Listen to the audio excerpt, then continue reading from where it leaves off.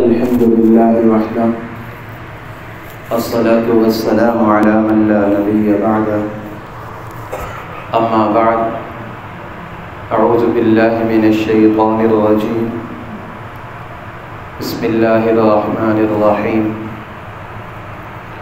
إنا أنزلناه في ليلة القدر وما أدراك ما ليلة القدر ليلة القدر خير من 1000 شهر تنزل الملائكة والروح فيها بإذن ربهم من كل أمر سلام هي حتى مطلع الفجر. وقال تبارك وتعالى في مقام آخر ولا تباشروهن وأنتم عاكفون في المساجد تلك حدود الله فلا تقربوها كذلك يبين الله آياته للناس لعلهم يتقون. وقال النبي صلى الله تعالى عليه وسلم من قام ليلة القدر إيمانا واحتسابا غفر له ما تقدم من ذنبه أو كما قال صلى الله تعالى عليه وسلم. صدق الله وصدق رسوله النبي الأمي الكريم ونحن على ذلك لمن الشاهدين والشاكرين والحمد لله رب العالمين. يا رب صل وسلم دائما أبدا على حبيبك خير الخلق كلهم هو الحبيب الذي ترجى شفاعته لكل هول من الأهوال مقتحم. بشريف اللهم صل على محمد وعلى آل محمد كما صليت على إبراهيم وعلى آل إبراهيم إنك حميد مجيد. اللهم بارك على محمد وعلى آل محمد كما باركت على إبراهيم وعلى آل إبراهيم إنك حميد مجيد. رسول اللہ صلی اللہ علیہ وسلم نے رمضان المبارک شروع ہونے سے پہلے ایک جامع اور مانع خطبہ تمام صحابہ کرام کو دیا. اس کے اندر اللہ کے نبی نے فرمایا کہ یہ جو تمہارے اوپر ایک مہینہ آنے والا ہے یہ بہت بڑا مہینہ ہے اور یہ بہت ہی بابرکت مہینہ ہے. اس مہینے کے پہلے 10 دن جو ہیں وہ رحمت کے ہیں، دوسرے 10 دن وہ مغفرت کے ہیں اور تیسرے 10 دن جہنم سے نجات کے ہیں. تو اس حوالے سے ہر عشرے کے لحاظ سے علماء کرام نے دعائیں سکھائی ہیں کہ ہمیں ان دعاؤں کا اہتمام کرنا چاہیے. اس سے اللہ تبارک و تعالیٰ کی رحمت سے قوی امید ہے کہ جب ہم اللہ تعالیٰ سے وہ دعائیں مانگیں گے اللہ تبارک و تعالیٰ ہماری جھولیوں کو اپنے رحمت سے بھر دے گا. اللہ تعالیٰ ہمیں ناکام اور نامراد واپس نہیں بھیجے گا. دوسرے عشرے کا آج آخری دن ہے، 20واں روزہ ہے. آج مغرب سے تیسرا عشرہ شروع ہو جائے گا. عشرہ مغفرت اختتام پذیر ہونے والا ہے اور آخری عشرہ جو ہے یہ بہت ہی زیادہ اہمیت کا حامل ہے. رسول اللہ صلی اللہ علیہ وسلم آپ پہلے بھی بکثرت عبادت کیا کرتے تھے. عام دنوں کے اندر بھی آپ کا یہ مبارک معمول تھا. عائشہ صدیقہ رضی اللہ تعالیٰ عنہ فرماتی ہیں کہ میں نے بارہا مرتبہ رسول اللہ صلی اللہ علیہ وسلم کے قدم مبارکوں کو دیکھا کہ آپ کے پاؤں مبارک پر ورم آ جایا کرتا تھا، یعنی آپ کے پاؤں عبادت کر کر کے سوج جایا کرتے تھے. آج ہم دنیا کا کام کرتے ہوئے مشقتیں اٹھاتے ہوئے تو ہمیں تکلیفیں پہنچتی ہیں، کسی چلاتے ہوئے، مزدوری کرتے ہوئے، کہیں نہ کہیں پر جاتے ہوئے، یہ گندم کاٹتے ہوئے، جہاں جہاں جس کی جو مصروفیت ہوتی ہے تو اس کے اندر وہ مشقت اٹھاتا ہے. لیکن ہم یہ سوچیں کہ ہم نے دین کے لیے کتنی مشقت اٹھائی ہے. یہ دین کے لیے مشقت تھی کہ رسول اللہ صلی اللہ علیہ وسلم تنہا آپ طائف کے سفر پر نکلے ہیں. آپ کا مبارک لہو اس دین کے اوپر لگا ہے. رسول اللہ صلی اللہ علیہ وسلم غزوہ احد کے اندر نکلے ہیں تو آپ کے دندان مبارک شہید ہوئے ہیں. آپ کے رخسار مبارک کے اندر خود لگا ہے، وہاں پر کڑی چبھ گئی تھی، آپ کا رخسار مبارک دین کے لیے زخمی ہوا ہے۔ میں اور آپ، ہم نے اپنی زندگی میں دین کو کیا دیا؟ ہم نے دین سے سب کچھ لے لیا، دین کے لیے ہم نے کچھ نہیں کیا۔ تو اماں فرماتی ہیں کہ عام دنوں کے اندر رسول اللہ صلی اللہ علیہ وسلم کو میں نے بارہا مرتبہ دیکھا کہ آپ کے پاؤں مبارک عبادت کر کر کے سوج جایا کرتے تھے۔ تو میں نے پوچھا یا رسول اللہ صلی اللہ علیہ وسلم، آپ اتنی عبادت کیوں کرتے ہیں؟ آپ تو بخشے بخشائے ہیں، آپ کو عبادت کی کثرت کی ضرورت نہیں ہے۔ تو رسول اللہ صلی اللہ علیہ وسلم جواب دیتے تھے کہ اے عائشہ، اللہ نے مجھے اپنا برگزیدہ بندہ بنایا، مجھے آخری نبی بنایا، مجھے بہترین امت عطا فرمائی، افلا اکون عبدا شکورا، کیا میں اللہ تبارک و تعالیٰ کا شکر گزار بندہ نہ بنوں؟ تو میرا یہ حق بنتا ہے کہ میں اللہ تبارک و تعالیٰ کی شکر گزاری کروں۔ پھر ام عائشہ صدیقہ رضی اللہ تعالیٰ عنہ فرماتی ہیں کہ جب رمضان المبارک کا آخری عشرہ شروع ہوتا تھا، آج رات سے جو شروع ہو رہا، آخری عشرہ جب شروع ہوتا تھا تو رسول اللہ صلی اللہ علیہ وسلم تہبند کو مضبوطی سے باندھ لیا کرتے تھے، اپنی کمر کو سیدھا نہیں کرتے تھے راتوں میں، یعنی بالکل ہی نہیں سوتے تھے۔ عام دنوں میں رسول اللہ صلی اللہ علیہ وسلم جب عبادت کرتے تھے تو آپ کی ازواج مطہرات جن کی مرضی ہوتی وہ اٹھ جایا کرتی تھی، جن کی مرضی نہیں ہوتی تو اللہ کے نبی ان کو نہیں اٹھاتے تھے۔ لیکن اماں فرماتی ہیں کہ آخری عشرے کے اندر رسول اللہ صلی اللہ علیہ وسلم خود بھی جاگتے تھے اور اپنے گھر والوں کو بھی جگایا کرتے تھے، کثرت سے عبادت کیا کرتے تھے، کیونکہ یہ آخری عشرہ جو ہے نا، اب تو رمضان المبارک کے جانے کی تیاری ہے، ایام معدودات، چند دنوں کا مہمان آیا تھا، ہم نے اس کے ساتھ کیا سلوک کیا ہم بخوبی جانتے ہیں۔ ہمارے کئی بھائی، کئی دوست ایسے ہیں جنہوں نے اب تک مسجد کا راستہ تک نہیں دیکھا ہے۔ رسول اللہ صلی اللہ علیہ وسلم نے ارشاد فرمایا، جو بندہ اس مہینے میں بھی محروم رہ گیا، اس مہینے میں بھی اپنی مغفرت کا سامان نہ کر سکا، تو پھر وہ کب اللہ تبارک و تعالیٰ کو راضی کرے گا؟ اللہ تو شیطانوں کو بند کر دیا ہے، اللہ تعالیٰ نے جہنم کا دروازہ بند کر دیا ہے، اللہ تعالیٰ نے جنت کو پورا سال سجا کر، سنوار کر، خوبصورت بنا کر ایمان والوں کے لیے تیار کر دیا ہے، جنت کے 8 دروازے کھل چکے ہیں۔ اب یہ ہم دیکھیں کہ ہم جنت والے اعمال کرتے ہیں یا دوزخ والے اعمال کرتے ہیں، تو پیچھے جو ہو چکا سو ہو چکا۔ اب آخری عشرہ جو آج سے ہماری طرف متوجہ ہو رہا ہے، آج سے ہماری طرف آ رہا ہے، اگر اللہ نے زندگی رکھی، اللہ تبارک و تعالیٰ جسے چاہتا ہے یہ ایام عطا فرماتا ہے، اللہ تعالیٰ جسے چاہتا ہے یہ دن عطا فرماتا ہے۔ وَتِلْكَ الْأَيَّامُ نُدَاوِلُهَا بَيْنَ النَّاسِ، لوگوں کے درمیان یہ دن آتے جاتے رہتے ہیں۔ تو اللہ تبارک و تعالیٰ، حضرت علی رضی اللہ تعالیٰ عنہ فرماتے ہیں کہ اللہ تعالیٰ اس امت کے ساتھ بھلائی کا ارادہ فرماتے ہیں، اسی لیے اس امت کو رمضان المبارک کا مہینہ عطا فرمایا ہے۔ ایک حدیث پاک کے اندر آتا ہے کہ رات کا جب آخری پہر ہوتا ہے تو ایک فرشتہ ندا دیتا ہے، آواز دیتا ہے کہ اے لوگوں، جنہوں نے اپنے اعمال کی بدولت اپنے اوپر جہنم کی آگ کو واجب قرار دے دیا ہے، اٹھیں، کھڑے ہوں، اللہ تعالیٰ کی عبادت کریں، اللہ کو راضی کریں۔ وہ جہنم کی آگ جو بھڑک چکی ہے تمہارے اعمال کی وجہ سے، اپنے آنسوؤں کے ساتھ اس کو بجھا دو، اپنے آنسوؤں کے ساتھ اس کو بجھا دو۔ جہنم کی آگ بہت سخت آگ ہے، بہت بڑی آگ ہے، لیکن اس کو بجھانے والی چیز صرف اور صرف اللہ کے خوف سے نکلنے والا آنسو ہے۔ اللہ کے ڈر سے، اللہ کے خوف سے ایک آنسو ہماری آنکھ سے ندامت کے ساتھ اگر نکل جائے اور قبولیت کی گھڑی ہو تو انشاءاللہ ہم جہنم کی آگ سے محفوظ ہو جائیں گے۔ ورنہ اللہ تبارک و تعالیٰ کی مرضی ہے اللہ جس کو چاہے جہاں داخل کرے، اللہ سے کون پوچھنے والا ہے؟ تو میرے بھائیوں، ان مغفرت کے سیزنوں میں سے ایک بہت بڑا سیزن اب آخری عشرہ آج شروع ہو رہا ہے۔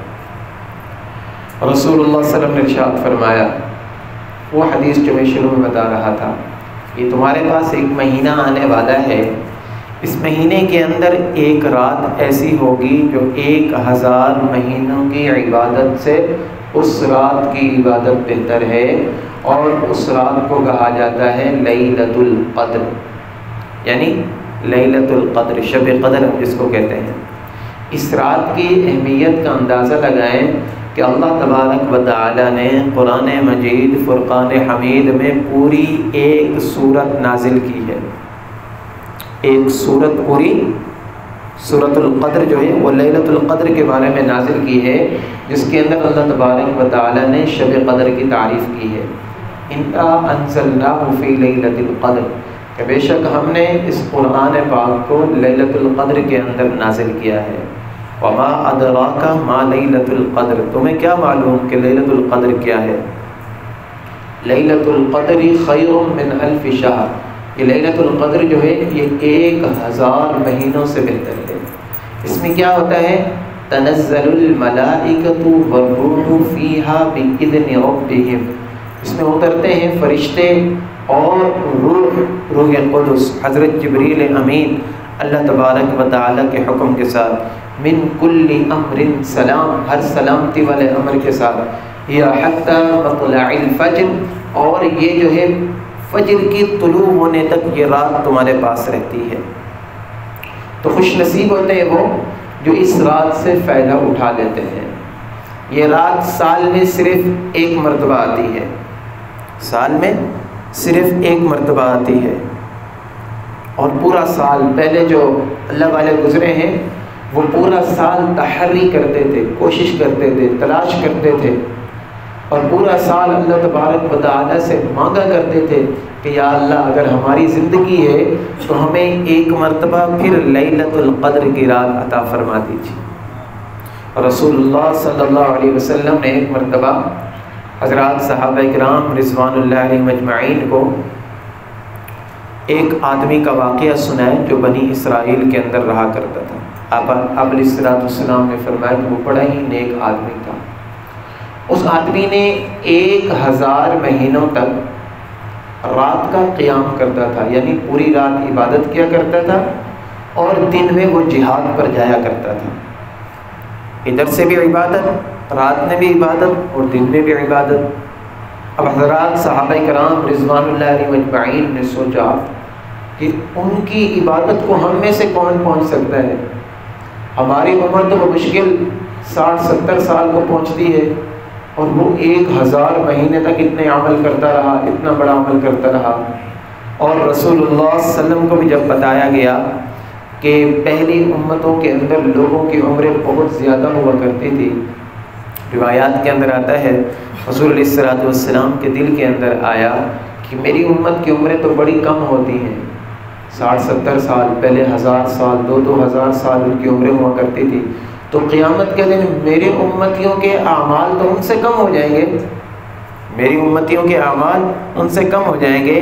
تو اللہ تبارک و تعالی نے رسول اللہ صلی اللہ علیہ وسلم کی خواہش پر، حضرات صحابہ کرام کی خواہش پر، کہ ان کے دل کے اندر یہ تھی کہ کاش ہمیں بھی کوئی ایسا طریقہ مل جاتا جس طریقے سے ہم اس عابد کی عبادت کو پہنچ جاتے، اس عابد کی عبادت کو پہنچ جاتے۔ ایمان والے جو ہوتے ہیں نا، ان کے سامنے جب کسی نیکی کا ذکر کیا جاتا ہے نا، تو ان کے دل کے اندر یہ تمنا ابھرتی ہے کہ کسی طریقے سے میں اس نیکی تک پہنچ جاؤں۔ یہ ہمارا ایمان نا ہمیں اندر سے بتاتا ہے کہ تم نے نیکی کی طرف جانا ہے اور گناہ سے اپنے آپ کو روکنا ہے۔ اور حضرات صحابہ کرام رضوان اللہ علیہم اجمعین، ان کا ایمان کیسا تھا؟ اولئک کتب فی قلوبہم الایمان، کہ جن کے دلوں کے اندر اللہ تبارک و تعالی نے خود ایمان رکھ دیا تھا۔ اولئک الذین امتحن اللہ قلوبہم للتقوی، یہ صحابہ کرام کی جماعت یہ وہ پیاری جماعت ہے کہ جن کا امتحان خود اللہ تبارک و تعالی نے لیا، اور ان کے دلوں کو جب پاکیزہ پایا، صاف پایا، ستھرا پایا، اور ان کے دل کے اندر ایمان کا مقام جب بنا، تو پھر اللہ تعالی نے ان کو ایمان عطا فرمایا۔ سمجھ آ رہی نا بات؟ تو ایمان والے کی نشانی یہ ہوتی ہے کہ جب اس کے سامنے نیک کام کا ذکر ہوتا ہے تو اس کا دل کرتا ہے کہ میں یہ نیک کام کروں۔ اگر ہمارے اندر یہ چیز باقی ہے تو ٹھیک، اگر ہمارے اندر یہ چیز باقی نہیں ہے کہ کسی کی نیکی کو دیکھ کر، کسی نیک کو دیکھ کر ہم اس کا مذاق اڑانا شروع کر دیں، یہ شیطان کا دھوکہ ہوتا ہے۔ کسی کی نیکی دیکھ کر، کسی کو نیک دیکھ کر اس کا مذاق نہ اڑائیں۔ اگر ہم خود نہیں کر سکتے نیکی تو کم از کم دوسرے کو مذاق کا نشانہ نہ بنائیں۔ حضرات صحابہ کرام رضوان اللہ علیہ مجمعین، ان کے دل کے اندر یہ تمنا اٹھی کہ کسی طریقے سے ہمیں بھی کوئی عمر مل جاتی، ہم وہاں تک پہنچ جاتے ہیں۔ اللہ تبارک و تعالی نے قرآن کے اندر سورۃ القدر نازل فرمایا کہ تمہیں اس عابد اور زاہد آدمی تک پہنچنے کے لیے اتنی لمبی عمر کی ضرورت نہیں ہے۔ تم میں سے جو آدمی لیلۃ القدر کی رات کو عبادت کر لے گا، لیلۃ القدر کی رات کو پا لے گا، اس کی یہ ایک رات کی عبادت اس عابد کی 1000 مہینوں کی عبادت کے اوپر بھاری ہو جائے گی۔ لیلۃ القدر خیر من الف شہر، یہ الف شہر یعنی 1000 مہینوں کے برابر نہیں کہا گیا کہ 83 سال یا 84 سال کے برابر نہیں، اس سے بھی زیادہ ہے۔ اب اس سے کتنی زیادہ ہے یہ اللہ تبارک و تعالی جانتا ہے۔ ہمارا کام کیا ہے کہ ہمیں جب ایک چیز کے راستہ مل گیا تو ہمیں اس کے اوپر چلنا ہے۔ پھر حدیث پاک کے اندر آتا ہے کہ لیلۃ القدر کی رات جو ہے، اس رات میں بڑے بڑے فیصلے کیے جاتے ہیں، بلکہ علماء کرام نے لکھا ہے کہ شب برات میں فیصلے کیے جاتے ہیں، اور اس رات وہ فیصلے فرشتوں کے سپرد کر دیے جاتے ہیں کہ کون نیک بخت ہوگا، کون بدبخت ہوگا، کون جیے گا، کون مرے گا، کون بیمار رہے گا، کون صحت مند رہے گا، کون مسلمان رہے گا، کون کافر رہے گا، کون نمازی رہے گا، کون مجاہد رہے گا، کون غازی رہے گا، کون حاجی بنے گا۔ پورے سال کے یہ لکھ کر فرشتوں کے حوالے کر دیے جاتے ہیں۔ تو جو بندہ اس رات عبادت کے اندر مشغول ہوگا، اللہ رب العزت سے قوی امید ہے کہ اللہ تبارک و تعالی اس کو نیک بختوں کے اندر لکھ دیں گے۔ بہت بڑی رات آ رہی ہے، اور حدیث پاک کے اندر آتا ہے کہ اس رات فرشتے آتے ہیں آسمانوں سے، فرشتے آتے ہیں تو پھر وہ زمین کے اوپر دیکھتے ہیں کہ کوئی بندہ کھڑا ہوا، کوئی بندہ بیٹھا ہوا، کوئی بندہ لیٹا ہوا، کسی طرح بھی عبادت کے اندر اگر مشغول ہوتا ہے تو فرشتے اس کے لیے دعا کرتے ہیں۔ جس کو دیکھتے ہیں کہ عبادت کے اندر مشغول ہے اس کے لیے دعا کرتے ہیں، اور جبریل امین آتے ہیں۔ جبریل امین کی ڈیوٹی اللہ تبارک و تعالی نے صرف انبیاء کے پاس وحی کے لیے بھیجی تھی کہ آپ انبیاء اکرام علیہ السلام کے پاس وحی لے کر آتے تھے۔ آپ فرشتوں کے سردار ہیں، تمام فرشتوں میں سب سے بڑے فرشتے، سب سے بڑے اعلیٰ درجے کے فرشتے ہیں۔ قرآن پاک میں اللہ تبارک و تعالی نے تعریف کی ہے ان کی۔ تو وہ بھی اس رات آتے ہیں، اور کب تک رہتے ہیں؟ یا حتی مطلع الفجر، طلوع الفجر تک، پوری رات یہ فرشتوں کا جھرمٹ ہوتا ہے۔ اتنے زیادہ فرشتے کتنے آتے ہیں؟ علماء اکرام نے ایک بات لکھی ہے کہ لیلۃ القدر، قدر کہا جاتا ہے تنگ کو، اس رات اتنے فرشتے اترتے ہیں، اتنے فرشتے اترتے ہیں کہ آسمان تنگی داماں کا منظر پیش کرتا ہے۔ آسمان کے اوپر تنگی نظر آتی ہے فرشتوں کو، اتنے فرشتے ہوتے ہیں۔ اور ایک روایت لکھی ہے کہ اس رات جو فرشتے نازل ہوتے ہیں وہ سال میں صرف ایک مرتبہ آتے ہیں، وہ سال میں صرف ایک مرتبہ آتے ہیں نظر ان فرشتوں کو جو باقی فرشتے ہیں، وہ بھی یعنی کہ یہ فرشتوں میں بزرگ فرشتے ہوتے ہیں جن کا ایک مرتبہ دیدار ہوتا ہے باقی فرشتوں کو۔ تو کتنی بڑی رات ہے، کتنی عظمت والی رات ہے، لیلۃ القدر خیر من الف شہر۔ تو حضرات صحابہ کرام رضوان اللہ علیہم اجمعین نے جب یہ صورت سنی تو پھر پوچھا کہ یا رسول اللہ صلی اللہ علیہ وسلم یہ رات کب ہوتی ہے؟ حضور علیہ السلام نے فرمایا کہ اس رات کو پانے کے لیے میں نے مسجد کے اندر اعتکاف کیا، پہلے عشرے کے اندر اعتکاف کیا تو مجھے نہیں ملی، دوسرے عشرے کے اندر اعتکاف کیا تو مجھے نہیں ملی، جب تیسرے عشرے کا اعتکاف کیا تو مجھے ملی، یا وہ میں بھول گیا یا وہ مجھے بھلا دی گئی، یا میں بھول گیا یا مجھے بھلا دی گئی۔ پھر رسول اللہ صلی اللہ علیہ وسلم نے ارشاد فرمایا کہ لیلۃ القدر کو جو بندہ تلاش کرنا چاہتا ہے اسے چاہیے کہ آخری عشرے کی طاق راتوں کے اندر تلاش کرے، آخری عشرے کی طاق راتوں میں تلاش کرے، جیسے آج کی رات آ رہی 21 ہو گئی، 23 ہو گئی، 25، 27، 29۔ اب یہ بھی دیکھیں حضور علیہ السلام کی امت کے ساتھ کتنی محبت ہے۔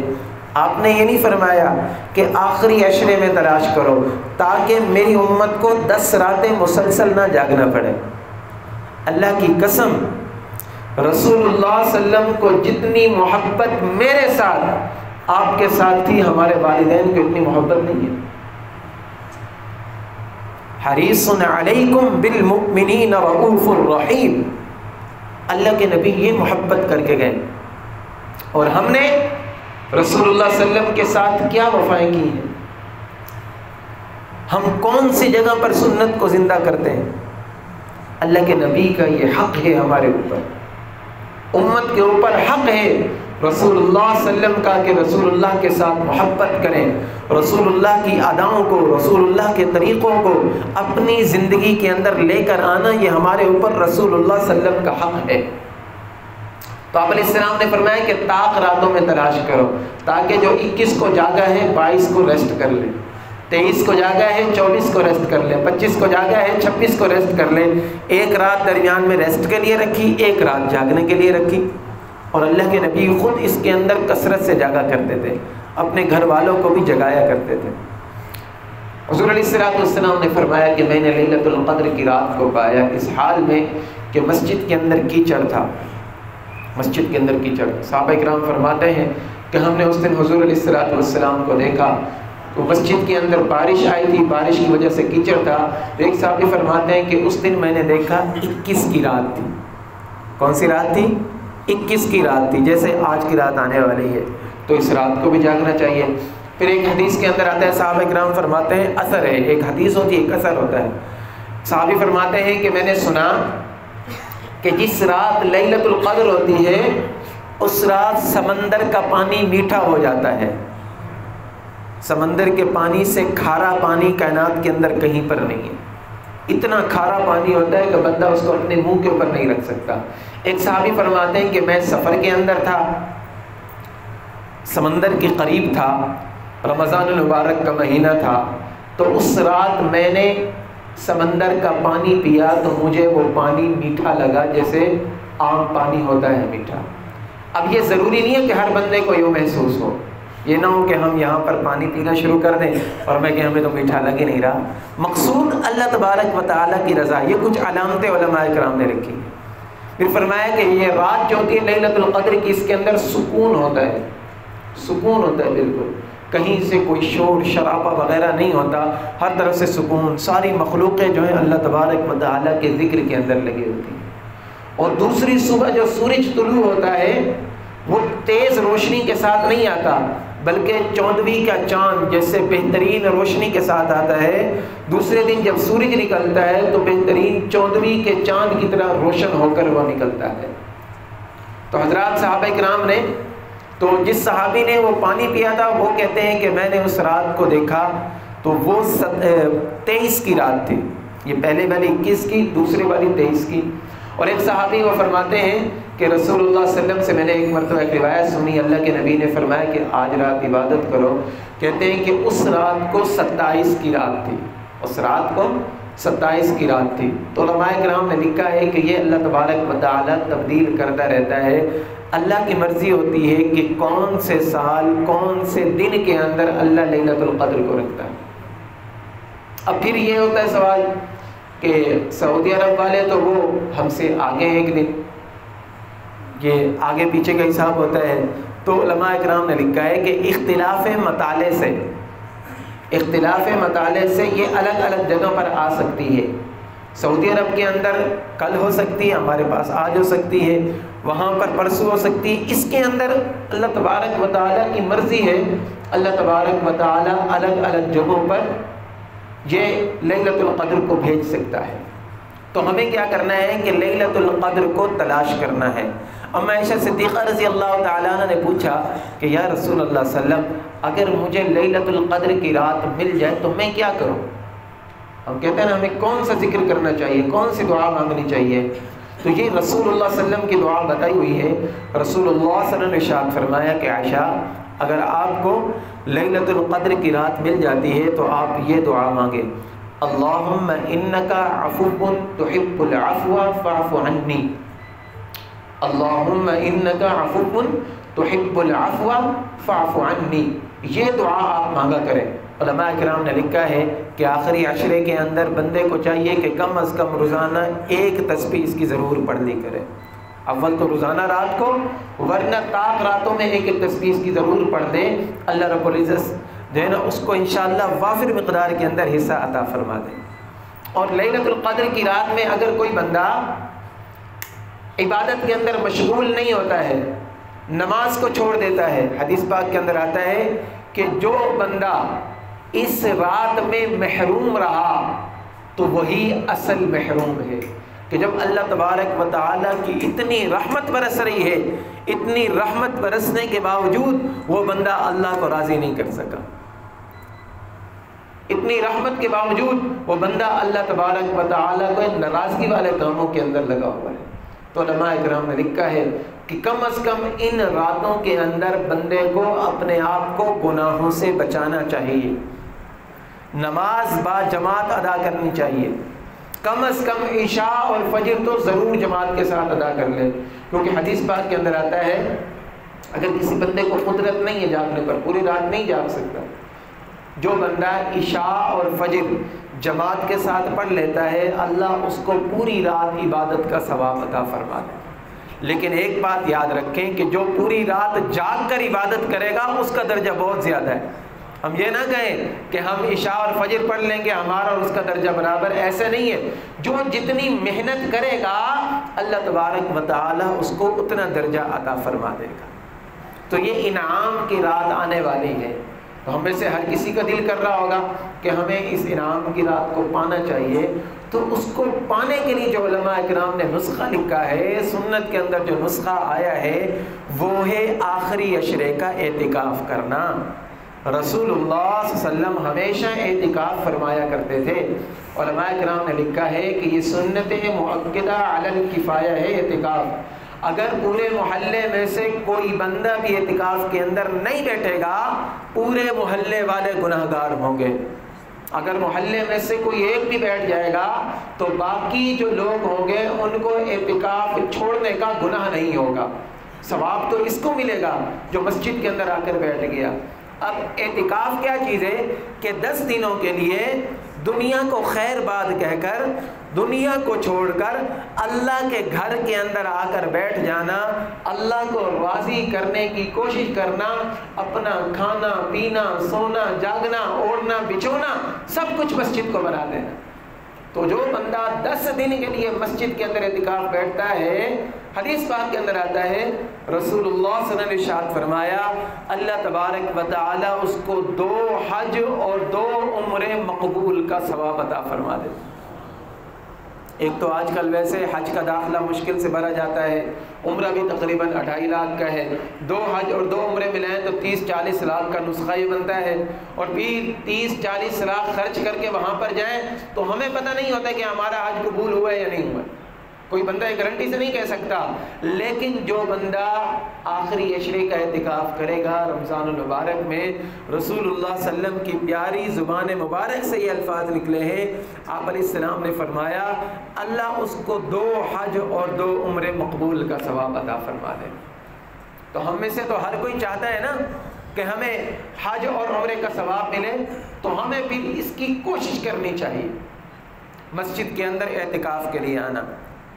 اور حضرت عبداللہ ابن عباس رضی اللہ تعالیٰ عنہ ان سے مروی ہے، انہوں نے فرمایا کہ جو بندہ ایک دن کا اعتکاف کرتا ہے، ایک دن کا جو بندہ اعتکاف کرتا ہے مسجد کے اندر، اللہ تبارک و تعالی اس کو جہنم سے 3 خندقیں دور فرما دیتا ہے۔ اور فرمایا کہ ایک خندق جو ہے نا، ایک خندق اس کی مسافت زمین اور آسمان کے درمیان جتنی مسافت ہے اتنی مسافت ہوتی ہے۔ اور ایک روایت ہے کہ جتنی مشرق اور مغرب کے درمیان جتنی مسافت ہے اتنی چوڑی وہ خندق ہوتی ہے، یعنی اللہ تبارک و تعالیٰ اس کو اتنا دور فرما دیتا ہے جہنم کی آگ سے۔ تو 10 دنوں کے اندر اللہ تبارک و تعالیٰ کتنا اس کو عطا فرما دے۔ ایک روایت کے اندر آتا ہے کہ جو بندہ مغرب اور عشاء کے درمیان اعتکاف کی نیت کرتا ہے، مغرب کو آیا اعتکاف کی نیت کر لی، عشاء پڑھ لی، عشاء کے بعد چلا گیا، رسول اللہ صلی اللہ علیہ وسلم نے ارشاد فرمایا کہ اللہ تعالیٰ اس کے لیے جنت کے اندر ایک محل بنا دیتے ہیں۔ یہ گھنٹہ 1.5 گھنٹے کا کام ہوتا ہے۔ پھر حدیث پاک کے اندر آتا ہے کہ جو بندہ مسجد کے اندر اعتکاف کے اندر بیٹھتا ہے وہ کام جو باہر جا کر وہ نہیں کر سکتا۔ مثال کے طور پر کسی کی مزاج پرسی کرنی ہے، کوئی ایسے کام ہے، کئی نیک کام ہے جو بندہ باہر جا کر کر سکتا ہے، اعتکاف کی وجہ سے وہ مسجد کے اندر بیٹھا ہوا ہے، وہ باہر نہیں جا سکتا، تو اللہ تبارک و تعالیٰ اس کو اعتکاف کے اندر رہتے ہوئے باہر والوں کا اجر بھی عطا فرما دیتے ہیں۔ تو اعتکاف والے جو ہوتے ہیں معتکفین، ان کے لیے اللہ تبارک و تعالیٰ نے بڑے انعامات کا اعلان فرمایا ہے۔ اب انعامات کی ضرورت تو ہم میں سے سب کو ہوتی ہے، کوشش کریں کہ یہ 10 دن اللہ کی رضا کے لیے نکال لیں۔ مرد حضرات کے لیے مسجد کے اندر بیٹھنا مسنون ہے، اور خواتین اپنے گھروں کے اندر اگر کوئی جگہ بنائی ہوئی ہے تو فبیہا، اگر نہیں بنائی ہوئی تو گھر کا کوئی ایک کونا مخصوص کر لیں جہاں پر وہ اعتکاف کے لیے بیٹھیں گی۔ مسنون اعتکاف آج شام کو شروع ہوگا۔ خواتین یا مرد حضرات جنہوں نے اعتکاف کے اندر بیٹھنا ہے وہ روزہ اس جگہ پر افطار کریں گے جہاں پر وہ نماز پڑھیں گے۔ اعتکاف کے لیے ایسی مسجد ہونا ضروری ہے جہاں پر 5 وقت نماز باجماعت ادا کی جاتی ہے۔ اور معتکف جو ہوتا ہے جب وہ مسجد کے اندر داخل ہو گیا، اعتکاف کی اس نے نیت کر لی، تو اگلے 10 دن اس کے مسلسل عبادت کے اندر لکھے جاتے رہیں گے۔ اب وہ مسجد کے اندر جب بھی رہے گا، جتنے وقت رہے گا، اللہ تعالیٰ سے قوی امید ہے کہ ان سب کو انشاءاللہ لیلۃ القدر کا ثواب بھی اللہ عطا فرما دے گا۔ تو یہ لیلۃ القدر کو پانے کا بالکل آسان نسخہ ہے کہ 10 دن کے لیے دنیا سے چھٹی لے لو۔ ہر کوئی سیزن کماتا ہے نا، تو یہ باقی دن جو تھے نا وہ دنیا کی سیزن کما لیا، اب آخری 10 دن جو ہے یہ آخرت کے لیے وقف کر دیں۔ یقین کریں اللہ کے حکم سے انشاءاللہ دنیا کے اندر بھی آپ کو کوئی گھاٹا نہیں آئے گا، اور آخرت کے اندر تو اللہ تبارک و تعالی نے بے بہا انعامات کا اعلان کیا ہوا ہے۔ تو سب سے بڑی تو اس کے اندر یہ ہوتی ہے مسلمان کے لیے خوشخبری ہمارے لیے یہ ہے کہ یہ رسول اللہ کی ادا ہے، یہ رسول اللہ صلی اللہ علیہ وسلم کا طریقہ ہے۔ ہمیں اس کے اندر اور کچھ بھی نہ ملے، اللہ کے نبی کی مشابہت مل جائے کہ اللہ کے نبی چونکہ اس طرح کیا کرتے تھے میں بھی اسی طرح کر رہا ہوں، تو ہمارے لیے یہی کافی ہے۔ اللہ رب العزت سے دعا ہے اللہ تبارک و تعالی ان دنوں کی قدردانی کرنے کی توفیق عطا فرمائے، لیلۃ القدر کی عبادت کرنے کی توفیق عطا فرمائے، اور اعتکاف میں بیٹھنے کی توفیق عطا فرمائے۔ آمین۔ وآخر دعوانا ان الحمد للہ رب العالمین۔